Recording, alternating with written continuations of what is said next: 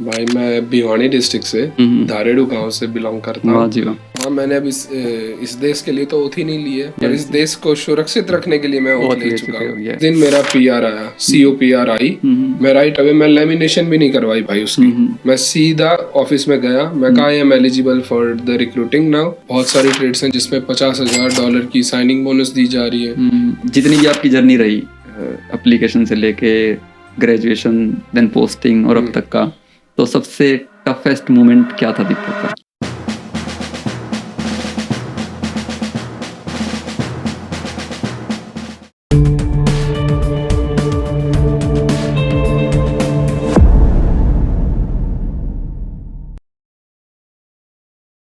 एक हरियाणा का लड़का कुछ साल पहले कनाडा आता है और कनाडा आने के बाद कैनेडियन एयरफोर्स को ज्वाइन कर लेता है। तो आज हम बात करेंगे ऐसे ही हमारे हरियाणा के एक भाई से। हम जानेंगे कि क्या ये पॉसिबल है, क्या हर एक इमिग्रेंट ऐसा कर सकता है, और अगर हाँ तो कैसे कर सकता है। हाँ जी, मैं बात कर रहा हूँ आज के हमारे गेस्ट दीपक शर्मा की। दीपक भाई राम राम। राम राम भाई, क्या हाल चाल? बढ़िया भाई, आप बताओ क्या? एकदम बढ़िया भाई। मैंने कति सवाल आ जाए हैं जब कोई हरियाणा का भाई यहाँ के बैठा है ना। तो सबसे पहले भाई आपका बहुत बहुत स्वागत मेरे Hindi talk show Chandrashekhar Arya stock में। धन्यवाद भाई, आपने मुझे यहाँ बुलाया। आपने मेरे अगर कोई पॉडकास्ट देखे हो ना, तो मेरी मोस्टली पॉडकास्ट ना इमिग्रेशन जर्नी से स्टार्ट होती है। तो आज मैं वो मौका जान तो दूंगा नहीं। तो आप मेरे को ये बताओ कि सबसे पहले आप कनाडा, चलो उससे भी थोड़ा पीछे जाते हैं, हरियाणा में आपका बैकग्राउंड कहाँ से है, कौन सी डिस्ट्रिक्ट से, कौन से गाँव से? भाई मैं भिवानी डिस्ट्रिक्ट से धारेड़ू गांव से बिलोंग करता वाह हूँ। जी वाह। बट मेरा बचपन से जो भी मेरा बचपन था सूरत निकला है। बट हरियाणा से मेरा टच अच्छा रहा है। हर गर्मियों की छुट्टियों में या कभी भी मुझे 10 दिन 5 दिन भी मिलते थे तो मैं ट्राई करता था कि मैं अपने गांव जाऊं और गांव में ही टाइम स्पेंड करना मुझे अच्छा लगता था। सही है। तो आप कनाडा कब आए? मैं आया 2019 में भाई। ओके, जस्ट कोविड के दौरान या कोविड से जस्ट पहले? कोविड से जस्ट पहले, ठीक है। तो 6 महीने पहले कोविड से। तो किस तरह के वीजा पे आए थे? मैं आया था भाई स्टडी वीजा पे। तो ऑटो आए थे सीधे? सीधा ऑटो ही। तो क्या पढ़ाई करने आए थे? मैं आया था भाई, पढ़ाई मैंने कुछ ऐसे फिक्स नहीं सोची थी, बट मैंने इंटरनेशनल बिजनेस मैनेजमेंट, मुझे कुछ इंटरेस्टिंग सा लगा क्योंकि मेरा बैकग्राउंड बिजनेस फैमिली से है। अच्छा। और मेरा कोई सेटल होने का कोई इरादा नहीं था। मैं आया था कि एक बार देखते हैं बाहर है कैसा, क्योंकि उस टाइम पे थोड़ा क्रेज भी चल रहा था कि बाहर जा रहे हैं बच्चे। मेरे 1-2 फ्रेंड्स भी बाहर निकले थे, तो बस मैं उसी चक्कर में आ गया था। फिर कोविड आ गया, घर वालों ने बोला भाई इंडिया आगे क्या करेगा, यहाँ पहले ही सिचुएशन खराब है। उस चक्कर में मैं 1 साल और रुक गया। फिर वो दूसरा साल जो मैं रुका यहाँ, वो मुझे अच्छा लग गया कनाडा। फिर मैंने सोचा कि अगर 2 साल दे दिए हैं तो क्यों ना 1-2 साल और दे के देखें। ओके, तो मतलब जस्ट कोविड से पहले है जब आपकी पढ़ाई चल रही थी, तो मेरे हिसाब से इमिग्रेंट्स का मोस्ट स्ट्रगलिंग टाइम पे आपकी एंट्री हुई है। हाँ भाई, क्योंकि 2020 के बाद तो इमिग्रेंट्स ने बढ़िया स्ट्रगल किया है। आपका कैसा था स्टार्टिंग? मेरा स्ट्रगल मुझे job, part time jobs easily मिल गई थी। इतना स्ट्रगल नहीं करना क्या पड़ा। थी आपकी पहली पार्ट टाइम जॉब क्या थी? मैं टिम हॉर्टन्स पे लगा था भाई। मोस्टली लोगों की जो करियर है वो टिम हॉर्टन और मैकडी से स्टार्ट होते हैं या वॉलमार्ट से स्टार्ट होते हैं। मेरी सेकंड जॉब वॉलमार्ट थी। अच्छा, ठीक। तो मतलब हरियाणा से आप चले जब आपका विजन भी क्लियर नहीं था कनाडा आने का, राइट? फिर आपका कनाडा में मन बना रुकने का, तो कभी सोचा था कि आर्मी से या फिर एयरफोर्स से कनेक्शन बनेगा कोई? नहीं, कभी नहीं, कोई दिमाग में ही नहीं था कि मैं खुद कभी इंडियन आर्मी के बारे में नहीं सोच रहा था। तो मेरा सवाल वहीं से था। कैनेडियन आर्मी के बारे में तो मैं क्यों ही सोचता। तो ये टर्न कब से दिमाग में आई है ये चीज? ये भाई 2 रीजंस रहे। एक तो मैं जॉब्स अप्लाई कर रहा था, कुछ अच्छी जॉब्स नहीं मिल रही थी। दूसरा, मेरा एक फ्रेंड था, वो इस तरफ ज्यादा झुकाव में था और वो काफी क्लोज फ्रेंड थे मेरे। तो उनसे मैंने बातचीत करके मुझे लगा कि क्यों नहीं, मैं भी ट्राई कर सकता हूँ, क्यों ना ट्राई करूँ। इट टुक 2.5 years, 2.5 साल लगे मुझे आर्मी ज्वाइन करने में, बट मैंने ट्राई किया। That's a long time. पर एक बात यहाँ पक्की है कि आपके जो दोस्त हैं, यहाँ क्लोज सर्कल है, वो अच्छा है। वो बहुत अच्छा है भाई। क्योंकि यहाँ मैंने अपने 10वीं पॉडकास्ट में एक ये बात बोली है सेम, कि ये बहुत मैटर करता है कि आप किन के साथ रह रहे हो स्टार्टिंग में। वो आपका करियर को, आपकी लाइफ को ना डायरेक्शन दे देंगे। और मेरे ख्याल से आपका वो सही बैठ गया जिससे आपको आई डायरेक्शन एम मिल गई। Still thankful to that my friend. या तो एक तो आपका क्वेश्चन बहुत बड़ा आपने यहाँ बना दिया है, शायद इस पे दोबारा आएंगे। जो 2.5 साल एक लंबा टाइम होता है कि आपने तैयारी की, और उससे पहले ना बेसिक चीज़ों के बारे में जानते हैं कि पहले तो मुझे ये बताओ कि जैसे हमारे इंडिया में क्या है कि जैसे फोर्सेस डिवाइडेड हैं, राइट, आर्मी होती है, तो कनाडा में क्या स्ट्रक्चर होती है इन फोर्सेस की? कनाडा में भी 3 आर्मी है, हम्म, एक Canadian arm forces, royal Canadian air force, royal Canadian navy. Okay, तो अभी आप रॉयल कैनेडियन एयर फोर्सेस में। फोर्सेस के अंदर रिक्रूटेड हो। तो आपकी जो ये रिक्रूटमेंट जर्नी थी, ये आज का हमारा मेन टॉपिक रहने वाला है, क्योंकि इससे लोगों को पता चलेगा कि भैया हमारे पास ये ऑप्शंस भी खुले हैं। तो हम इस रियल प्रोसेस के ऊपर जाना, उससे पहले सबसे बड़ा हर्डल, मैंने बहुत सारे इमिग्रेंट से और न्यू कमर से बात होती है मेरी, तो उनको ये लगता है कि पहली बात तो कि जो गवर्नमेंट जॉब्स होती हैं, मैं अभी तो आर्मी की और इनकी बात ही नहीं कर रहा, कि उनको लगता है कि उसके लिए सिटीजन होना जरूरी है, उससे पहले तो अप्लाई करना कोई फायदा है भाई नहीं। आपके सामने बैठा है पीआर पे, तो अभी आपका Citizenship स्टेटस है ही नहीं मेरे पास अभी भी। ओके ओके, तो ये मिथ को तोड़ो पहले तो कि इसकी एलिजिबिलिटी के लिए आपका इमिग्रेशन स्टेटस मिनिमम क्या होना चाहिए? PR is a minimum requirement. Okay, और इसके बाद आप कोई भी एग्जाम दे सकते हो, और पीआर रहते हुए आप अपना पूरा करियर जो है इसके अंदर बना सकते हो। हाँ, आप पीआर रहते हुए पूरा करियर नहीं बना सकते। आपको 3 साल का टाइम मिलता है ज्वाइनिंग के बाद, कि आपको 3 साल के अंदर सिटीजनशिप लेनी ही है। और बहुत सारी ट्रेड्स हैं, जैसे कुछ ट्रेड्स में सिटीजनशिप की रिक्वायरमेंट है ही, क्योंकि वो कुछ ऐसी ट्रेड्स हैं जिसमें आपको इंटेल ज्यादा नॉलेज होगी, तो वो चाहते हैं कोई ऐसा ही हो जिसके 10 साल का रिकॉर्ड वो क्लियरली रख सके। कुछ जॉब्स हैं जिसके बिहाफ पे आप पीआर हो तो भी आप जा सकते हैं। कुछ जॉब्स ऐसी हैं पीआर के ऊपर भी आपको 3 साल की रिक्वायरमेंट है। आफ्टर पीआर आप 3 साल इस कंट्री में रह चुके हो। जैसे हम सिटीजनशिप अप्लाई करते हैं, सेम कैलकुलेटर यूज करते हैं, वही सेम कैलकुलेटर यूज किया जाता है कि आप पीआर के ऊपर आपको 3 साल हो गए हैं कंट्री के अंदर, तो आप उस ट्रेड में जा सकते हैं। ओके, तो ये तो मतलब लाइव एग्जांपल ही होगा, क्योंकि बहुत सारे लोग ऐसे बोलते हैं कि भाई ये तो कहने की बात है सिर्फ कि भाई अप्लाई कर सकते हो, पर आपको रिक्रूट कोई नहीं करता, बट आप ऑलरेडी रिक्रूटेड हो। मैं और भी बच्चों को जानता हूँ जो पीआर के ऊपर ही जर्नी स्टार्ट कर रहे हैं, बट हाँ सेम गोइंग थ्रू आपको 3 साल के अंदर सिटीजनशिप लेनी। बड़ी सरप्राइजिंग सी बात है ये, लेकिन उसके साथ साथ एक बहुत ब्यूटीफुल बात भी है, राइट, कि आप किसी देश की फोर्सेस के अंदर काम कर रहे हो और आप अभी वहाँ के सिटीजन नहीं बने हो, राइट। हाँ, मैंने अब इस देश के लिए तो ओथ ही नहीं ली है, पर इस देश को सुरक्षित रखने के लिए मैं ओथ ले चुका हूँ। ये कितनी ब्यूटीफुल बात है ये, वाह वाह, शानदार भाई शानदार। तो थोड़ा सा मुझे ये बताओ कि आपने जो प्रोसेस स्टार्ट किया था, तो वो कहाँ से स्टार्ट होता है प्रोसेस एग्जैक्टली? अब प्रोसेस में काफ़ी चेंज आ गए हैं। 6 महीने, लास्ट 6 मंथ की अगर मैं बात करूं, तो जब मैंने स्टार्ट किया था, मैं इनके रिक्रूटिंग सेंटर गया था जो है स्पार्क स्ट्रीट पे, ऑटवा। ठीक है। मैं राइट अवे जिस दिन मेरा पीआर आया, COPR आई, मैं राइट अवे, मैं लेमिनेशन भी नहीं करवाई भाई उसकी, मैं सीधा ऑफिस में गया, मैं कहा I am eligible for the recruiting now, start my process.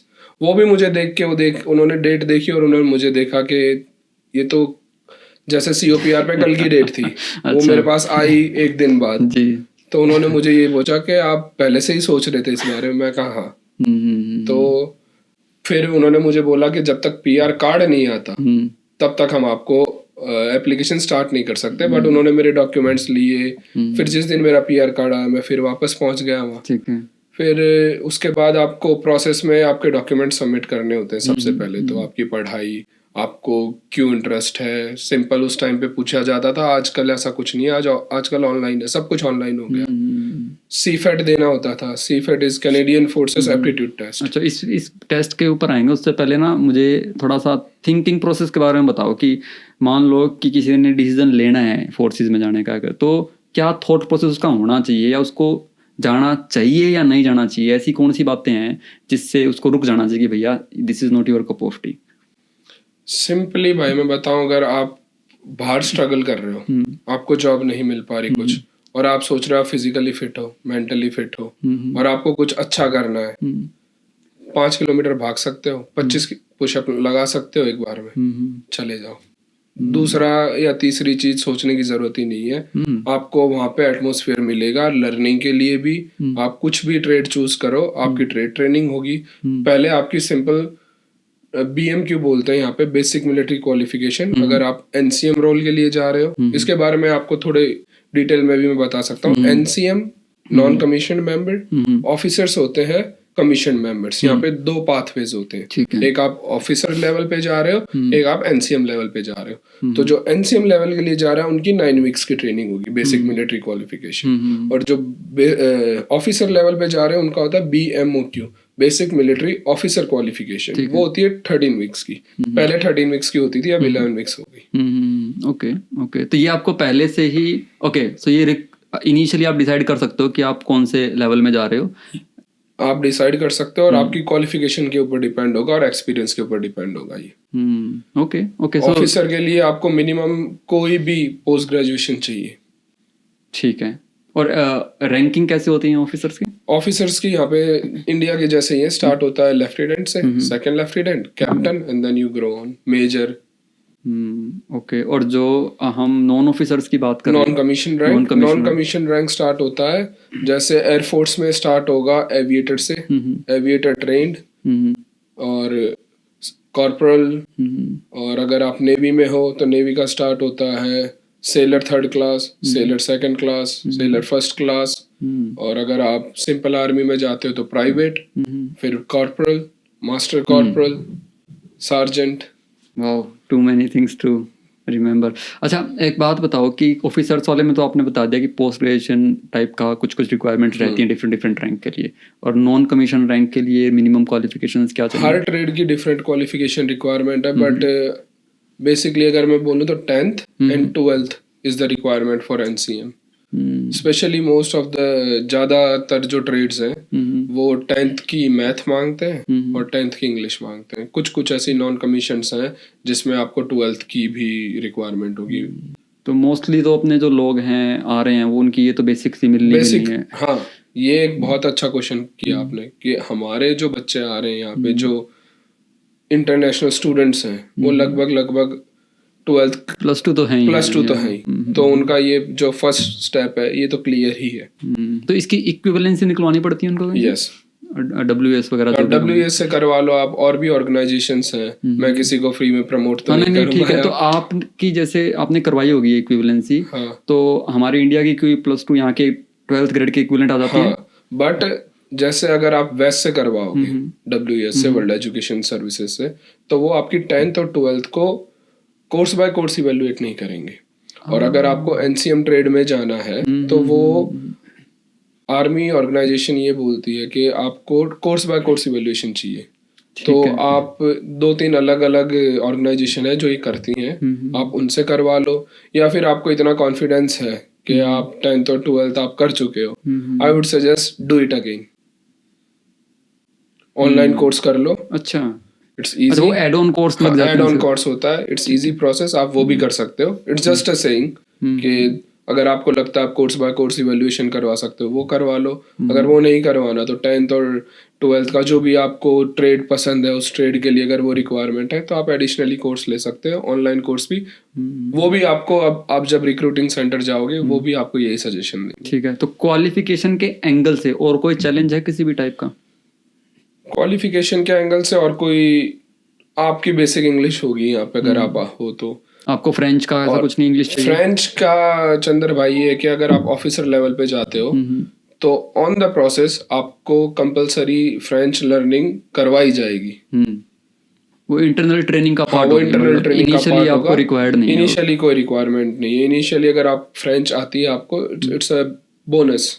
Technical question पे जाऊँ उससे पहले ना मेरे दिमाग में क्यूरियोसिटी पैदा हो रही है, वो ये कि अपने थोड़े घर वालों के रिएक्शन के बारे में बताओ जब उनको पता चला भाई कि भाई इस डायरेक्शन में जा रहे हो। क्योंकि देखो इंडिया में it's very emotional side, right? खासकर हमारी मैटरनल साइड यानी कि जो माँ है, राइट, और जो और भी लेडीज बहन हैं या इस तरह की चीजें, उनको बड़ी सुन के इमोशनल फील होता है। तो आपका क्या रिएक्शन था? मैंने जब ये बोला कि मैंने पहले मेरे भाई से बात की, ट्विंस, तो ना वो बड़ा ना छोटा, बट वो मुझसे 5 मिनट बड़ा है वैसे, तो मैं उसको बड़े की तरह ही ट्रीट करता हूँ। कुछ भी डिसीजन हो मैं ऑफ कोर्स उससे थोड़ा शेयर करता हूँ। तो मेरे भाई ने यही बोला कि तू आर्मी में जाके ये कैसे तेरे दिमाग में आया, क्योंकि मैं कभी इंडिया में भी कुछ ऐसा था नहीं। तो मैंने ये बोला, मैं कहा यहाँ की आर्मी थोड़ी अलग है इंडियन आर्मी से, और मैं ट्राई करना चाहता हूँ। तो उसने मेरे को ये बोला भाई देख ले। फिर मैंने मम्मी से मे भी हफ्ते 2 हफ्ते तक कुछ इस बारे में बात नहीं की, मैंने अप्लाई भी कर दिया था। फिर मैंने एक दिन ऐसे ही बोला मम्मी को, मैं कहा मम्मी ऐसे ऐसे मैं सोच रहा हूँ आर्मी का। मम्मी का तो ये रिएक्शन था कि अपने घर आ जा। सीधा ये बोला अपने घर आ जा, क्या कमी है अपने पास, तू गया था 1 साल के लिए, फिर अब तुझे 5-6 साल हो गए, अब तू बोल रहा है मैं वहां आर्मी में ज्वाइन कर रहा हूँ। फिर मैंने मम्मी को समझाया, मैं कहा मम्मी ऐसा नहीं है, यहाँ पे मेरा मन है ये वो। इन दी एंड माँ है, माँ को बेटे की माननी पड़ती है, इमोशनल साइड ओपन होती है। तो मुझे बस यही बोला, मैं गनर के लिए ट्राई कर रहा था पहले, अच्छा। और आर्मर ऑफिसर के लिए। तो मम्मी ने थोड़ा ये बोला कि ऐसे रोल में मत जाना जहाँ तू बिल्कुल ही फ्रंट पे हो, क्योंकि हर माँ को थोड़ी फिक्र होती है चंदर भाई। बिल्कुल। और मेरी शादी हो चुकी थी उस टाइम पे। अच्छा। तो मेरे प्रोसेस के दौरान मेरी शादी हो चुकी थी। तो आपका कोई एक्सपीरियंस इस टाइप का रहा है कि एयरफोर्स का एक्सपोजर आपको मिला हो कहीं फैमिली से या मेरे दादाजी आर्मी में थे। हाँ, ओके। बट मेरे दादाजी के साथ हम इतना टाइम स्पेंड नहीं कर पाए। चलो थोड़ा सा गैदर करते हैं, वापस से जाते हैं उन टेक्निकल क्वेश्चंस के ऊपर। तो आपने बताया था कि क्वालिफिकेशन आ गई वो +2 तक की ऑलमोस्ट, उसको इक्विवेलेंसी हमने करवा ली। तो ये अप्लाई जो होता है इन पर्सन जाके करना पड़ता है, ऑनलाइन हो जाता है? अब आप ऑनलाइन कर सकते हो सब कुछ। कैनेडियन आर्मी की वेबसाइट पे जाओ, आप कैफ वेबसाइट पे ऑनलाइन पोर्टल, आपको रजिस्टर, आपको साइन इन करना पड़ता है जैसे आप कोई भी नॉर्मल वेबसाइट पे जाके साइन अप करते हो। और इजी प्रोसेस है, आपको स्टेप बाय स्टेप वहां पे ही आपको स्टेप्स दिए गए होंगे, आप वो फॉलो करो। तो ये ऑनगोइंग इनकी रिक्रूटमेंट चलती रहती है या इंडिया की तरह साल में एक बार कोई एग्जाम आता है? ऑनगोइंग। और अभी तो मैसिव हायरिंग चल रही है चंदर भाई। ओके। वी रिक्वायर तीनों ब्रांचेस में? तीनों ब्रांचेस में। Okay, that's good. Canadian Forces required people. We are offering signing bonus. बहुत सारी ट्रेड्स हैं जिसमें $50,000 की साइनिंग बोनस दी जा रही है। कई सारी ट्रेड्स हैं जिसमें एक्सीलरेटेड पे है। कई में सिंपल रिक्रूटिंग अलाउंस है जो $10,000 है। अगर आप कोई बैकग्राउंड लेके आ रहे हो सेम ट्रेड में तो आपको उसके हिसाब से रैंकिंग भी दी जाएगी। मेरे साथ 2 और कैंडिडेट्स थे, I can not disclose, but वो हेल्थ केयर से थे। They had good experience in under their belt, और वो डायरेक्ट कॉर्पोरल रैंकिंग पे गए हैं। तो आपने यहाँ एक वर्ड यूज किया, एक्सेलरेटेड सैलरी, एक्सेलरेटेड पे। तो उसका क्या मतलब है? जैसे आप, अगर मैं बात करूं एयरफोर्स की, जैसे आप स्टार्ट करते हो P1 से स्टार्ट होती है आपकी सैलरी।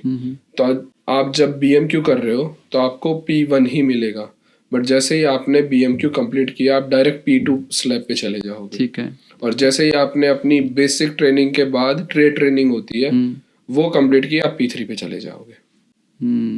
ओके। तो वरना अगर एक्सीलरेटेड पे नहीं है तो आपको पहले P1 करना पड़ेगा, वो साल भर चलता है, फिर P2 पे आओगे, फिर साल भर के बाद P3 पे आओगे।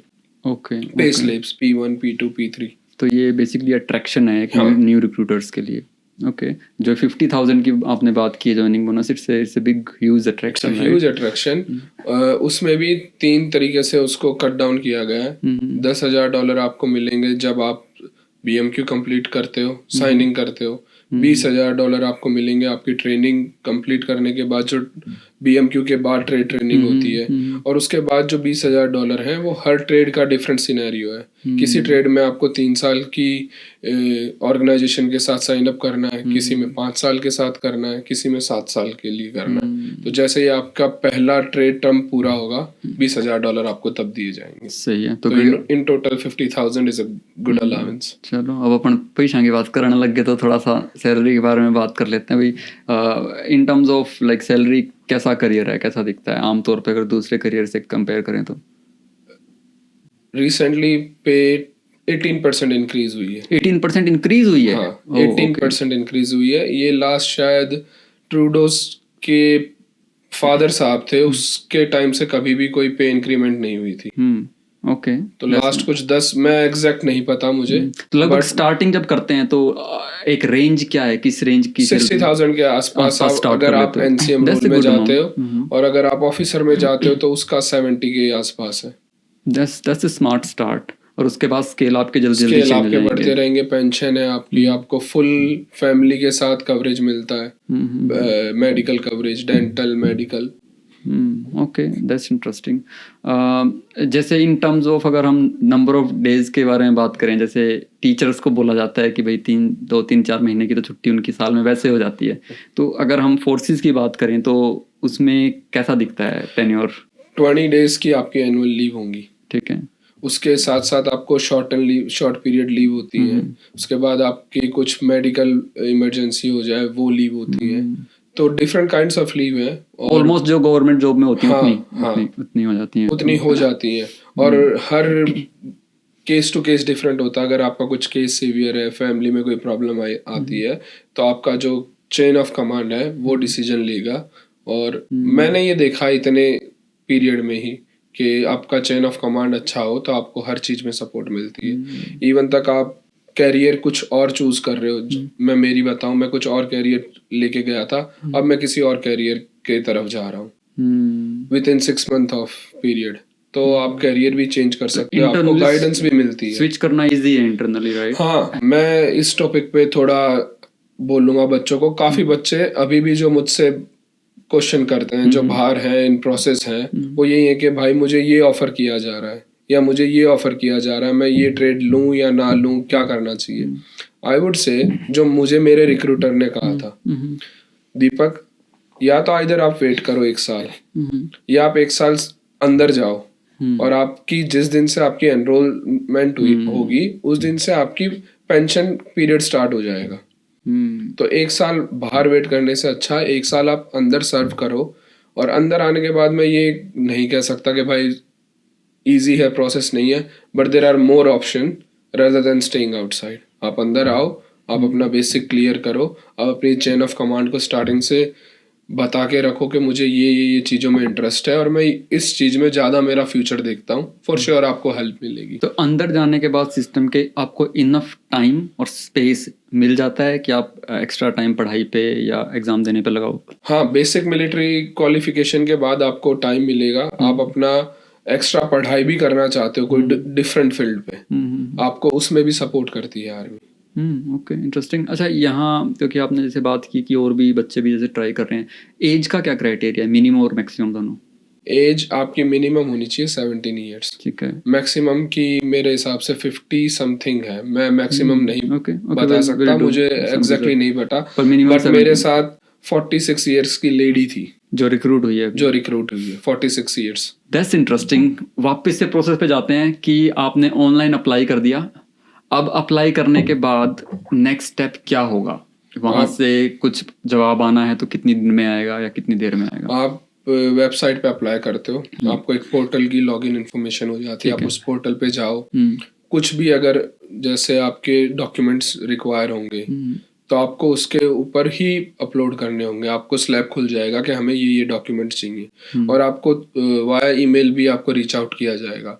और आपको अगर अच्छे से कोई गाइडेंस चाहिए, जैसे मैं इन पर्सन जाके गाइडेंस लेना चाहता हूँ कि मेरे लिए क्या क्या ट्रेड ऑप्शंस हैं या और क्या क्या रिक्वायरमेंट्स होंगी, आप ऑनलाइन इंटरव्यू बुक कर सकते हैं उनके साथ, या आप इन पर्सन जाके इंटरव्यू बुक कर लो, आप फोन कॉल करके इंटरव्यू बुक कर लो।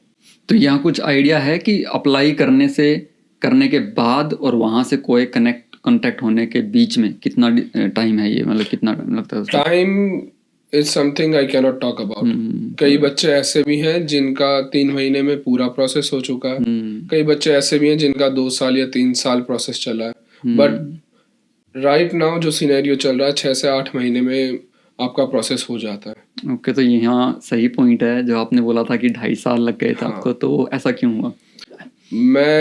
ये बहुत ही सेंसिटिव टॉपिक है जो मैं छेड़ना नहीं चाहूंगा, but things are improved now. Okay, may be it's a government, whatever funding आ रही है, इम्प्रूव, बहुत चीजें इम्प्रूव हो रही हैं कनेडियन आर्म फोर्सेस में। उस दौरान में शायद गवर्नमेंट भी चेंज हुई है, there are lots of things. तो ये टाइम वाला जो है वो बड़ा सब्जेक्टिव है, ऐसा नहीं है कि इनको 3 महीने जवाब देना मैंडेटरी है, वो देंगे, वो सब्जेक्टिव सा प्रोसेस है।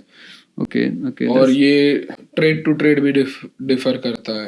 आप ऑफिसर लेवल पे जा रहे हो, आपका बैकग्राउंड चेक सीवियर होगा, बैकग्राउंड चेक जैसे होंगे उस पे डिफरेंशिएट होता है। कोई जॉब्स ऐसी हैं जिसपे बैकग्राउंड चेक खाली आपकी क्रिमिनल हिस्ट्री या कुछ भी है वो देखा जाएगा, कई जॉब्स ऐसी हैं जिसपे आपका 10 साल का बैकग्राउंड चेक चाहिए, उसमें टाइम लग जाता है। जाता है। तो is it a good idea कि आप बैकग्राउंड चेक एप्लीकेशन से पहले करवा भी सकते हैं या नहीं करवा सकते? एम्प्लॉयर करता है ये काम? डीएनडी करेगी ये। ओके, वो एम्प्लॉयर करेगा। अच्छा, यहाँ एक और बढ़िया क्वेश्चन आता है जो हमने स्किप कर दिया। आपने एजुकेशन तो आप क्वालिफाई कर रहे हो, एज में आप क्वालिफाई कर रहे हो, आपका फिजिकल कैसा होना चाहिए अप्लाई करने के लिए? फिजिकल मैं बस इतना कहूंगा, अगर आप 5 किलोमीटर भाग सकते हो ना बिना रुके, और 25 पुशअप अच्छे से लगा सकते हो एक बार में, आपको बिना सोचे कर देना चाहिए।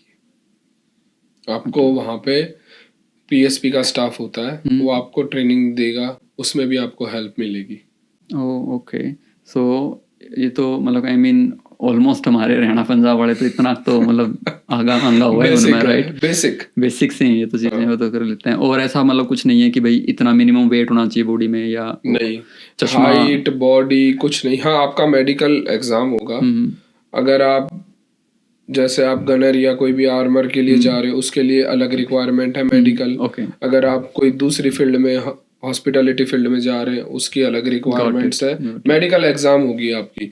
बट ये कहीं नहीं है कि आपकी इतनी हाइट होनी चाहिए जैसे अपने इंडियन आर्मी में होता है, इतनी हाइट चाहिए, इतनी छाती चाहिए भाई, इतना वेट चाहिए, ऐसा कुछ भी नहीं है। हाँ, आपकी आई साइट चेक होगी, आपकी मेडिकल हिस्ट्री चेक होगी, ब्लड वर्क वगैरह होंगे।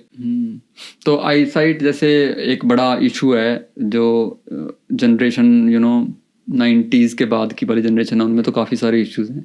तो जो ग्लासेस हैं वो अलाउड हैं ही नहीं या फिर ग्लासेस अलाउड है? उसका कुछ रेंज बना रखी होगी समथिंग। ओके, दैट वो एग्जैक्ट नंबर्स में नहीं बता सकता आपको, ना मुझे पता है, सब्जेक्टिव सी चीज है। बट हाँ, आपकी हियरिंग टेस्ट, आई साइट टेस्ट, ये टेस्ट होते हैं, मेडिकल टेस्ट होता है आपका, और ये आपका पहले ही हो जाएगा ड्यूरिंग द एप्लीकेशन प्रोसेस। ठीक है। तो जैसे अप्लाई किया, अब आपको जवाब मिलेगा, तो ये किस बेस पे जवाब मिलेगा? ये कॉम्पिटिटिव है, कैसे है, या सभी को जवाब मिलता है, या हाँ या ना का जवाब तो मिलना ही है। बट जैसे आपने पूछा, ऑफ कोर्स हर चीज कॉम्पिटिटिव है। अब जैसे कई ट्रेड हैं जिसकी रिक्वायरमेंट हमें है 100 बच्चों की, और 1000 बच्चे अप्लाई कर रहे हैं, तो उसमें कॉम्पिटिटिव होगा। बट कई ट्रेड ऐसी भी हैं जिसमें साइनिंग बोनस ऑफर किया जा रहा है, तो ऑब्वियसली बात है कि बहुत लोग उस ट्रेड को नेग्लेक्ट कर रहे हैं या उस ट्रेड की तरफ जाना नहीं चाहते, प्रीफर नहीं कर रहे, इसीलिए साइनिंग बोनस ऑफर किया जा रहा है। ओके। अच्छा, रेफरेंसेस का कितना रोल होता है इसके अंदर? There is no reference work. अच्छा, अप्लाई करते वक्त भी रेफरेंसेस नहीं मांगते हैं? कोई 2 बंदों के, 3 बंदों के, जो भी होते हैं? अच्छा, आप उस हिसाब से बोल रहे हो तो हाँ, आपको 3 बंदों की रेफरेंस चाहिए होंगी। तो वो जब आपका बैकग्राउंड चेक होगा उसमें आपसे रेफरेंस मांगी जाएंगी। बट अगर आप वैसे रेफरेंस पूछ रहे थे, वो रेफरेंस जुगाड़ काम नहीं करता भाई। वो है। बट यहाँ जैसे गवर्नमेंट जॉब वगैरह में है कि अगर आप ऐसे लोगों के टच में हो, प्रोफेशनली या नॉन प्रोफेशनली भी, जो ऑलरेडी काम कर रहे हैं उन डिपार्टमेंट्स में काफ़ी सालों से, तो अगर आप अपनी एप्लीकेशन में उनके रेफरेंस डालते हो and they are happy to give reference, तो कहीं ना कहीं थोड़ा सा आपको एज मिलता है, एक कॉम्पिटिटिव एज मिलता है। कि मुझे ये बिल्कुल नहीं लगता। मैं जिनके लिए काम कर रहा था वो वेटरन थे। जो इस आर्मी से पहले जो मेरी जॉब थी, he was a good person, I am still in touch with him. वो मेरी ग्रेजुएशन सेरेमनी पे भी आए थे। Very good. I felt really happy about it, but as मिलना, I don't think there is no factor. Okay, that's great. तो अब आपको वहाँ से जवाब आ गया, अब नेक्स्ट प्रोसेस, नेक्स्ट स्टेप क्या होगा जवाब आने के बाद? हाँ, फिर हर जैसे पहला स्टेप क्लियर होता है तो आप एजुकेशन की अगर डॉक्यूमेंट्स मांग लिए, फिर आपको अगर आपने बेसिकली आपको 3 ट्रेड चूज करने होते हैं। आप एक भी चूज कर सकते हो अगर आपको स्पेसिफिकली एक की तरफ जाना है। कई बार क्या होता है कि आपकी फर्स्ट प्रेफरेंस नहीं मिल रही, तो आपको सेकंड के लिए जॉब ऑफर देंगे। जॉब ऑफर लेना या ना लेना वो भी आपके ऊपर डिपेंड करता है। ड्यूरिंग इन बिटवीन आपका बैकग्राउंड चेक चलता रहेगा और मेडिकल आपका हो जाएगा। कुछ अगर और रिक्वायरमेंट्स होंगी तो वो आपको रीच आउट करते रहेंगे। बस आपको पेशेंसली फॉलो करना है प्रोसेस को। तो इसमें जो हर्डल मेरे को समझ में आया वो एक रेफरेंस, सॉरी, आपका बैकग्राउंड चेक हो सकता है। बैकग्राउंड चेक मेरे लिए, मैं जितनी बार भी ऑफिस जाता था, मैं हर दूसरे हफ्ते हाय हेलो करने चला जाता था। मेरे 6 लोगों से अलग अलग टाइम पे 2.5 साल में मेरे रिक्रूटिंग जो ऑफिसर्स थे वो चेंज हुए। अच्छा। तो लगभग मेरा काम भी वही था डाउनटाउन में। तो मैं काम से पहले हाय हेलो कुछ कुछ अपडेट आया every time they used to say me कि भाई बैकग्राउंड चेक चल रहा है। अब नए प्रोसेस में ये बोल रहे हैं कि आपका बैकग्राउंड चेक चलता रहेगा बैकग्राउंड में ही, पर आपका प्रोसेस आगे, एप्लीकेशन आपकी आगे बढ़ेगी। इंटरेस्टिंग। जैसे मेरा अभी भी बैकग्राउंड चेक चल ही रहा है, 2.5 साल से भी वो बोल रहे थे चल रहा है और आज भी चल रहा है, अभी भी चल रहा है। हाँ, तो वो कंप्लीट होने से पहले ही रिक्रूटमेंट भी हो गई। हाँ, ये नया प्रोसेस है इनका। ओके। जो बेसिक रिक्वायरमेंट है वो आप क्राइटेरिया फॉलो कर रहे हो, आप अंदर हो, उसके बाद जो आपकी ट्रेड के लिए बैकग्राउंड चेक चाहिए वो आपका चलता रहेगा। Okay, interesting. तो मान लो अब आप, क्या मैं आ सकता हूँ इस स्टेप के ऊपर कि आपकी रिक्रूटमेंट हो गई, प्रोसेस कंप्लीट है हमारा, राइट? अब रिक्रूटमेंट होने का मतलब क्या है कि आपका किसी कोर्स में एडमिशन हुआ है, ट्रेनिंग में एडमिशन हुआ है, क्या मतलब है रिक्रूटमेंट? आपको जॉब ऑफर दिया जाएगा, ठीक है, एक ट्रेड का, जो भी ट्रेड, 3 ट्रेड आपने चूज किया, एक की आपको पसंद आई, आपने वो ऑफर एक्सेप्ट किया, उसके बाद आपको एनरोलमेंट के लिए बुलाया जाएगा, तब आप ओथ लेते हो। That's the first day of your job. Basically enrolment day is your first day. ठीक है। आपको एनरोलमेंट सेरेमनी के लिए, ओथ सेरेमनी के लिए बुलाया जाएगा, आप अपनी ओथ लेते हो, उसके बाद आपकी बेसिक ट्रेनिंग स्टार्ट होगी, ठीक है, जो हर किसी को फॉलो करनी होती है। Rather being any trade you have to go with BMQ, either BMOQ अगर आप ऑफिसर लेवल के लिए जा रहे हो तो। ठीक है। उसके बाद आपकी ट्रेड ट्रेनिंग होगी, वो कंप्लीट होने के बाद आपको पोस्ट किया जाएगा जहाँ पे भी आपकी ट्रेनिंग होनी है, ट्रेड ट्रेनिंग, वहाँ पे आपकी ट्रेड ट्रेनिंग कंप्लीट होगी। उस ट्रेड ट्रेनिंग कंप्लीट होने के बाद आपको फर्स्ट पोस्टिंग के लिए भेजा जाएगा। तो आपने एक वर्ड यूज किया था कि जब मैं ग्रेजुएट हुआ था तब आपके वो आए थे, तो BMQ कंप्लीट होते ही, जैसे ग्रेजुएशन डे बोला जाता है उसको, you are graduated, you are officially part of the arm forces now. कितने टाइम का प्रोसेस है वो? अगर आप, सबका अलग होता है, ऐसे अगर आप NCM के लिए जा रहे हो तो 9 वीक का, ऑफिसर के लिए जा रहे हो तो 11 वीक्स का। ओके, दैट्स प्रीटी फास्ट कि आपको कुछ ही हफ्तों में आपकी पोस्टिंग भी मिल जाएगी। अच्छा, इस ट्रेनिंग के दौरान भी ऐसा कुछ होता है, कुछ ऐसा हर्डल कि इसमें भी आप फेल हो सकते हो या आउट हो सकते हो? बच्चे खुद भी वॉलंटियर रिलीज कर जाते हैं, कई बच्चे कोऑप नहीं कर पाते, उन्हें लगता है उनके लिए ज़्यादा है, किसी बच्चों को कुछ और प्रॉब्लम्स होंगी, बट हाँ आप फेल भी होते हो। बट फेल होने का मतलब ये नहीं कि आपको बाहर ही निकाल दिया जाएगा। अच्छा। आपको TRP में भेजा जाता है, वो अलग से एक इनकी ब्रांच है। आप फेल हुए किसी चीज़ में, आपको दूसरी प्लेटून में रख रहे हैं, और वो भी डिपेंड करता है आप किस चीज़ में फेल होते हो। जैसे आप, कई बच्चों का टेस्ट होता है वहाँ जाने के बाद, फोर्स टेस्ट में जो बच्चे फेल हुए उनको इनका PSP स्टाफ होता है, वो हेल्प करता है बिल्ड करने में, और जब आप फोर्स टेस्ट क्लियर करते हो आपको फिर से एक प्लेटून में भेज दिया जाता है। वैसे ही अगर आप डिफरेंट चीज़ों में फेल हुए, कोई एग्ज़ाम में फेल हुआ, तो अगर वो एग्ज़ाम या वो टेस्ट का इनिशियल स्टेज जब आपको स्टडी करवा रहे हैं उस चीज़ की, जैसे वो 3rd वीक में या 4th वीक में करवा रहे हैं, तो जो वीक से वो स्टार्ट हो रहा है आपको उस वीक में भेज दिया जाएगा। वेपन हैंडलिंग है जो 4th वीक से स्टार्ट होती है, उसका टेस्ट होता है 6th वीक में। अगर आप 6th वीक में फेल हुए तो मोस्ट प्रोबेबली आपको 4th वीक में भी डालेंगे, और एक कमेटी बैठती है, वो कमेटी डिसाइड करेगी, 2nd वीक में भी भेज सकते हैं। और ऐसा मैंने बहुत रेयर देखा है कि आपको कमेटी ने बाहर निकाल दिया। अगर आपने कोई सीवियर ही कुछ ऐसा किया जो आउट ऑफ द बॉक्स चीज़ है, आप कुछ ऐसा कर गए, तो आपको आर्मी से बाहर निकालेंगे, वरना आपको TRP में भेजेंगे और आपको वापस से कोई भी वीक में कोर्स में एंट्री हो जाएगी। तो कुल मिला के भैया आपके ऊपर ज़्यादा डिपेंडेंट करता है कि आप एंटर कर गए हो तो आप सक्सेसफुली पोस्टिंग तक पहुंच रहे हो कि नहीं। हाँ। अगर आपने ही इंटरेस्ट छोड़ दिया तो मुश्किल हो जाएगी। अच्छा, एक और बात बताओ, जैसे कनाडा का तो वेदर भी थोड़ा सा हार्श ही है, राइट? तो उस कॉन्टेक्स्ट के अंदर, मतलब ट्रेनिंग के दौरान उसका भी इम्पैक्ट पड़ता है कुछ, उसके लिए तैयार करते हैं आपको? हाँ, आपको लास्ट के 2 वीक, चाहे आप समर्स में जाओ, विंटर्स में जाओ, स्प्रिंग में जाओ, क्योंकि इनका जो प्रोसेस है वो चलता ही रहता है हर सीजन के हिसाब से। तो मेरा जैसे विंटर्स में था, विंटर्स में मेरी 2 वीक की ट्रेनिंग हुई थी। आपको बाहर वॉर जोन में ट्रेनिंग दी जाती है, जैसे वॉर चल रहा है, टेंट में रहना होता है आपको, वो इम्पैक्ट तो करता है आपको, क्योंकि अपन आ रहे हैं गर्म देश से। अपन आ रहे हैं गर्म देश से, बच्चे ऐसे भी हैं जो मिडल ईस्ट से आ रहे हैं, वो और भी गर्म देश है, तो वो तो इम्पैक्ट होता है, बट आपको प्रॉपर गियर दिया जाता है। ओके। और फिर जो मतलब आमतौर पे कैंपिंग वगैरह करते रहते हैं लेजर एक्टिविटी की तरह, तो उनको फायदा मिल जाता है? उनको फायदा मिलता है। जो आउटडोर एक्टिविटीज करके आए हैं उनकी स्किल्स अच्छी होती हैं, टेंट कैसे बनाना है, छोटी मोटी चीजों का हैंडल कैसे करना है, उसका फायदा मिलता है। बड़े बड़े ग्रुप्स होते हैं? आपको सेक्शन में डिवाइड कर दिया जाता है। जैसे अगर एक प्लेटून 60 बच्चों की है तो उनको 4 सेक्शन में डिवाइड कर दिया जाएगा, 15-15 की। और जो बाहर की ट्रेनिंग है उसमें 10 मैन टेंट्स होता है, तो एक टेंट में 10 बच्चे।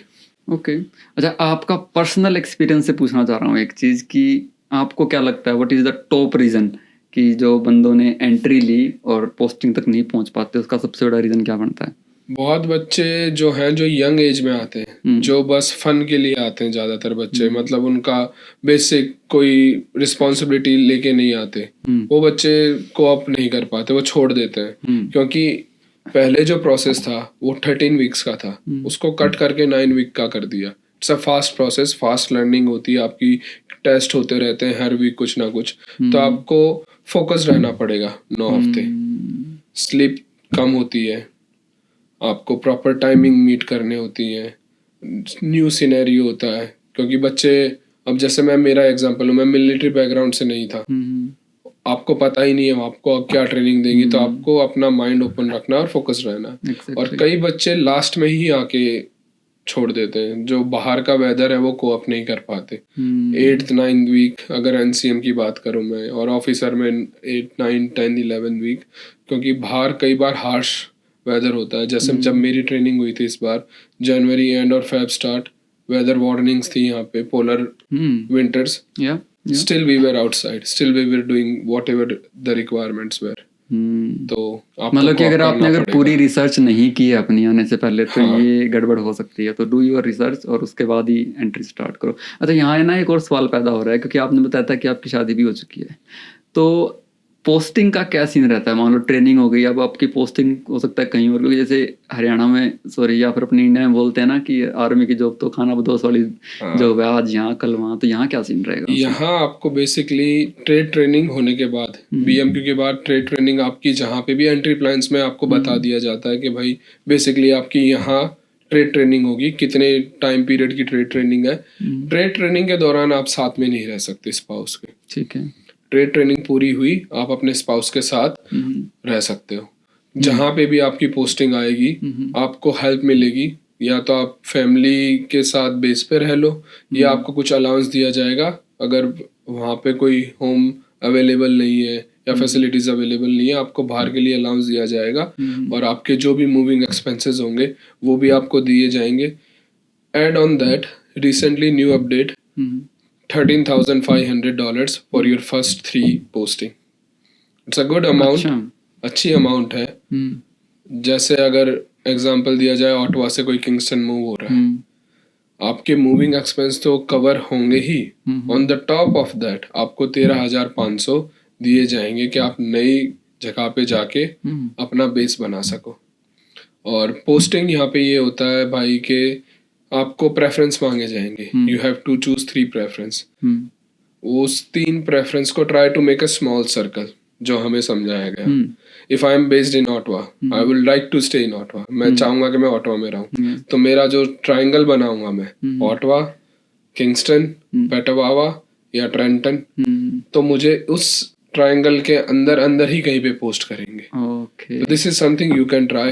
मतलब जो भी बच्चा चाहता है पोस्टिंग के कहीं मैं इस सर्कल में या इस ट्राइंगल में ही बना रहा हूँ, try to make your triangle as small as possible. और 3 साल के लिए आपको वहां रखेंगे फर्स्ट पोस्टिंग पे। हाँ, मिनिमम 3 साल के लिए पोस्ट किया जाता है। उसके बाद आप पे भी डिपेंड करता है, अगर आपको नई जगह पे एक्सप्लोर करना है, आपकी चेन ऑफ कमांड को आप बोलो, बच्चों को कईयों को डिप्लॉयमेंट के लिए भी इंटरेस्टेड होता है दूसरी कंट्रीज के लिए, वो आपकी चेन ऑफ कमांड के ऊपर है, और आप कैसे अपने आप को पेश कर रहे हो या आप कितना एफर्ट डाल रहे हो आप अपने वर्क पे, हर एक चीज आपकी रिपोर्ट्स में ऐड होती है। ओके। तो जैसे इंडिया में कैंट एरिया में ही रहती हैं फैमिलीज या जितने भी पर्सन, तो यहाँ पर भी ऐसा ही होता है या सिविल लाइफ में भी रहते हैं? यहाँ पे जैसे मैंने आपको बोला दोनों फैसिलिटीज हैं, कैंट एरिया लगा लो या बेस, जैसे यहाँ पे बेस बोलते हैं, कई बेस बड़े हैं, कई बेस छोटे हैं।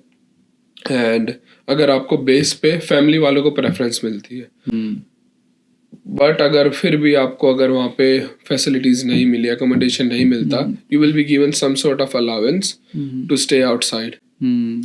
Okay okay, pretty good. Okay, अभी हमें बात करते काफ़ी लंबा टाइम हो गया है, तो हम क्विकली एक दो चीज़ों को और कवर करेंगे, फिर एंड के सेक्शन में जाएंगे। जैसे आपने ना बीच में एक ये बात भी आप बता रहे थे कि नॉन कमीशन रैंक और कमीशन रैंक की बात कर रहे थे, तो ऐसा भी कुछ है कि भाई जो एलिजिबल नहीं है कमीशन रैंक के लिए वो भी एंट्री ले सकता है और बाद में उन रैंक तक पहुंच सकता है? अगर मैं आपका क्वेश्चन समझा सही से, तो जैसे ऑफिसर रैंक के लिए किसी बच्चे को जाना है, वो एलिजिबल नहीं है yes, in terms of education, post हाँ, ग्रेजुएशन एजुकेशन, यस चाहिए। एग्जैक्टली, हाँ, इन टर्म्स ऑफ तो एजुकेशन, या यहाँ पे आर्मी ऑफर देती है कि आपको अगर सर्टेन ट्रेड्स चाहिए और आप एलिजिबल नहीं हो एंट्री प्लान्स के लिए, डायरेक्ट एंट्री प्लान होता है, एक एंट्री प्लान होता है आर्मी के थ्रू ही। आपको आर्मी के स्कूल या कॉलेज में रखा जाएगा और आपको वो टाइम पीरियड क्लियर करना है। ऑफ कोर्स आप पास होना है, आपको जो भी आप कोर्स कर रहे हो, उसके बाद आपको जो भी चैनल है उसके थ्रू आपकी ट्रेनिंग स्टार्ट हो जाएगी। बस इसमें ये फ़र्क रहेगा भाई कि जितना भी टाइम आपने स्टडीज़ को दिया है उतना टाइम आपको on the top of your agreement contract आपको आर्मी को देना पड़ेगा। जैसे एग्जांपल दूं, हेल्थ केयर के लिए कोई जाना चाहता है जिसकी हेल्थ केयर में कोई भी बैकग्राउंड नहीं है, वो हेल्थ केयर की कॉलेजेस में जाए, पढ़ाई करे अपनी। अगर 5 साल का उसने कोर्स किया तो उसको जो भी उसका कॉन्ट्रैक्ट बनता है उसके ऊपर 5 साल आर्मी को सर्व करना है। अगर वो छोड़ के जाना चाहते हैं तो जो भी उस दौरान उनकी फीस थी और जो भी उनको अकोमोडेशन की लिए पैसे मिलते हैं वो आपको वापस देने पड़ेंगे। और पढ़ाई के साथ साथ आपको पे भी मिलती है। Okay, that's it's interesting thing. आपको पढ़ाई भी करने का मौका मिल रहा है, पे भी मिल रही है। That's quite lots of information मेरे भाई। मैं खुद इतना डूब गया उसके अंदर कि मेरे जैसे जैसे आप बता रहे हो ना, वैसे जैसे कोई कोई इंडियन आर्मी की जो पिक्चर्स बनी हुई है ना मूवीज, उनकी छोटी छोटी क्लिप्स मेरे दिमाग के अंदर घूमने लग रही हैं। बट एनीवेज, इन सब बातचीत में कोई ऐसा इंपॉर्टेंट चीज़ है जो मैं भूल रहा हूँ आपसे पूछना? मेरे हिसाब से हम एक अच्छा टॉपिक मिस कर रहे हैं यहाँ पे कि कैनेडियन आर्म फोर्सेस में आप पार्ट टाइम भी आर्मी में जा सकते हो, which is called reserve army. तो जैसे फुल टाइम आर्मी और रिजर्व आर्मी के एप्लीकेशन में बस इतना ही फर्क है। रिजर्व के लिए आपको जो फोर्स स्ट्रेस होगा वो आपको पहले देना है, और फुल टाइम के लिए आपका जो फोर्स स्ट्रेस है वो BMQ में होता है, और आपकी जो ट्रेनिंग है रिजर्व की वो आपकी वीकेंड्स पे चलेगी ट्रेनिंग। और उसमें भी आपको पेंशन प्लान मिलते हैं और आपको फुल मेडिकल कवरेज मिलती है, बट उसका सर्टेन क्राइटेरिया है कि इस दौरान आपको फुल कवरेज मिलेगा। Medical facilities in full time आपको स्टार्टिंग से, जब से आप एनरोल होते हैं, आपको मेडिकल फैसिलिटीज मिलती हैं। पार्ट टाइम का मतलब क्या है कि क्या वो हर साल कुछ घंटे अपने आर्मी में दे सकता है, या साल के कुछ महीने काम किया और फिर ब्रेक, फिर 2 साल बाद फिर आर्मी ज्वाइन कर ली, फिर break? It's a good question जिसकी नॉलेज इन डिटेल तो मुझे भी नहीं है, बट बहुत लोग करते हैं कि वीक में 1 या 2 दिन काम किया, सर्टेन आवर्स होते हैं वो आपको करने ही होते हैं, और आपकी सर्टेन ट्रेनिंग्स होती हैं वो आपको कंप्लीट करनी ही होती है। आप ब्रेक भी ले सकते हो, आप पार्ट टाइम से फुल टाइम भी ज्वाइन कर सकते हो। दैट्स इंटरेस्टिंग कि आप सिविल लाइफ अपनी और आर्मी लाइफ साथ में ज्वाइन कर सकते हो। बहुत पुलिस वाले ऐसे हैं भाई जो पुलिसिंग में है और मिलिट्री पुलिस में भी है, या मिलिट्री में कुछ और कर रहे हैं part time. That's pretty good. ये एक अच्छी इन्फॉर्मेशन हो सकती है, क्योंकि बाकी एलिजिबिलिटी क्राइटेरिया सारे सेम है। आप PR हो तब भी कर सकते हो, सेम चीज़ भी कर सकते हो। और एडिंग ऑन दैट एक और अच्छी चीज़ कि अगर आपकी स्पाउस हैं वो रिजर्व में जाते हैं उन, और आप फुल टाइम हो या आप रिजर्व में, दोनों अगर husband and wife they both are in military, there higher chances कि आपको साथ में ही रखा जाएगा। ऐसा नहीं कि आपकी एक की पोस्टिंग कहीं और है, दूसरी की पोस्टिंग कहीं और है। ओके, कपल केस बोलते हैं अपने इंडिया में। ओके, सही है सही है। वाह, बहुत बढ़िया भाई, बहुत अच्छी इन्फॉर्मेशन थी। और मेरे ख्याल से ऐसा कोई चीज़ छुटी नहीं है कि अगर किसी न्यू कमर ने अगर इस डायरेक्शन में जाना है तो उसको अच्छी खासी इन्फॉर्मेशन यहाँ मिल जाएगी। फिर भी अगर हमने कोई ऐसी इन्फॉर्मेशन यहाँ मिस कर दी है, तो जैसे आप तैयारी कर रहे थे तब, तो आपके लिए सबसे अच्छा रिसोर्स क्या था इन्फॉर्मेशन निकालने का? अब तो मैं ये बोलूँगा कैनेडियन आर्म फोर्सेस की वेबसाइट पर अगर जाओगे आपको जो भी हमने लगभग बातें की है वो डिटेल्स वहाँ है। उसके अलावा आप डायरेक्ट रिक्रूटिंग सेंटर्स पे जाओ, और मैंने खुद ने रेडिट पे बहुत सारी इन्फॉर्मेशंस हैं, आप वहाँ पे भी इन्फॉर्मेशन सीक आउट कर सकते हो।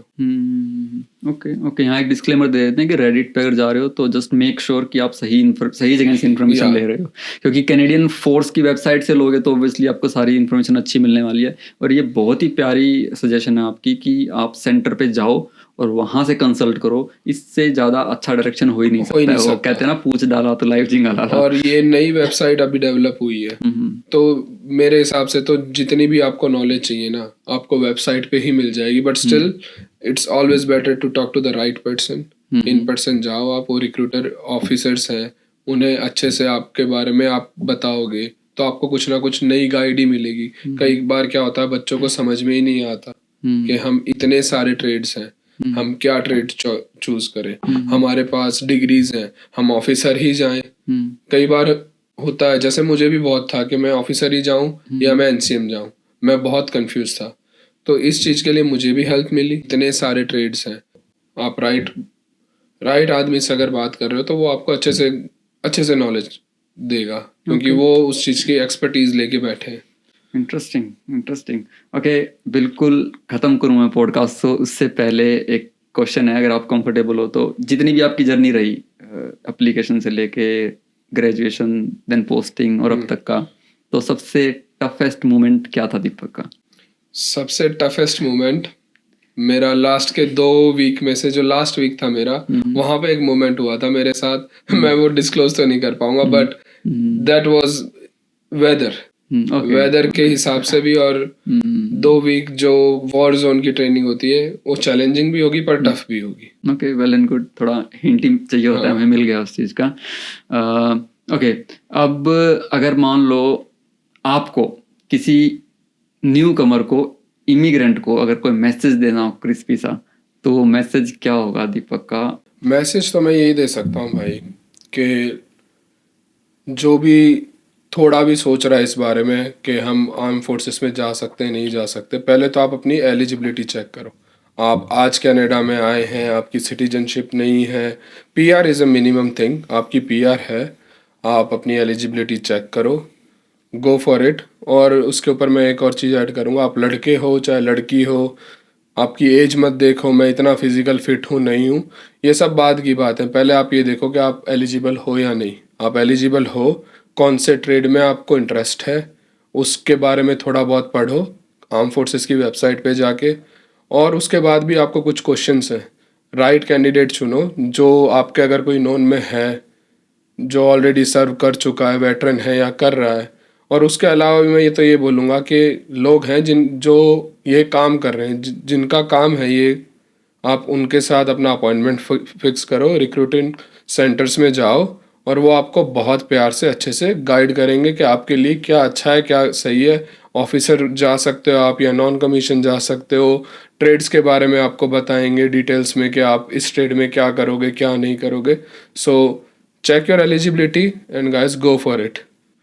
थैंक यू मेरे भाई, बड़ा मतलब टू द पॉइंट मैसेज था आपका। तो दिस वाज आवर पॉडकास्ट, कैसा लगा आपको? भाई बढ़िया, अच्छी नॉलेज मेरे से भी निकली, आपसे बात करके भी अच्छा है, एंड आई होप हमारे जो भी व्यूअर्स होंगे, आपके व्यूअर्स होंगे, उनको कुछ ना कुछ सीखने को या कुछ नई इन्फॉर्मेशन मिले। That was the only purpose to be here. बिल्कुल। एक बार फिर से भाई आपका बहुत बहुत धन्यवाद, आपने टाइम निकाला। आई नो कि स्टार्टिंग पोस्टिंग के बाद जो इनिशियल डेज हैं आपके, वो कितने बिजी होंगे, बट उसमें आपने इतनी रिस्पेक्ट रखी मेरे शब्दों की कि आज आपने वीकेंड के ऊपर आके मेरे को टाइम दिया। एक बार फिर से तहे दिल से शुक्रिया। धन्यवाद भाई आपका, आपने यहाँ पे बुलाया, and it was a good experience to talk with you, and कुछ ना कुछ नया ही मुझे भी सीखने को मिला है। Feeling is very likewise. So guys, ये था आज का एक नया प्रोडक्टिव पॉडकास्ट। और ये वाले जो पॉडकास्ट होते हैं वो मेरे पर्सनल फेवरेट होते हैं, क्योंकि जो करियर डेवलपमेंट के पॉडकास्ट हैं, जो प्रोफेशनल जर्नी के पॉडकास्ट हैं, ये मेरा मेन गोल विज़न था पॉडकास्ट सीरीज़ को स्टार्ट करने का। और जब भी मैं किसी करियर के बारे में बात करता हूँ तो मुझे बड़ा अच्छा लगता है। और अब अगर आप इस पॉडकास्ट के इस हिस्से तक पहुंच गए हो तो आई एम प्रीटी श्योर कि आपको ये पॉडकास्ट बड़ा पसंद आया है। तो अपने फ्रेंड्स एंड फैमिलीज़ में अपने ऐसे दोस्तों को जो इस डायरेक्शन में करियर बनाना चाहते हैं उनको इस पॉडकास्ट को फॉरवर्ड करना बिल्कुल मत भूलिएगा। तो चलिए मेरी इसी बातों के साथ मैं आज के पॉडकास्ट को यहीं विराम देता हूँ। अगले हफ्ते फिर मिलेंगे एक नए गेस्ट के साथ, एक नई प्यारी सी इन्फॉर्मेशन के साथ। तब तक के लिए आपका दिन शुभ हो, आपकी सेहत अच्छी रहे और आप निरंतर प्रगति करते रहें। जय राम जी की।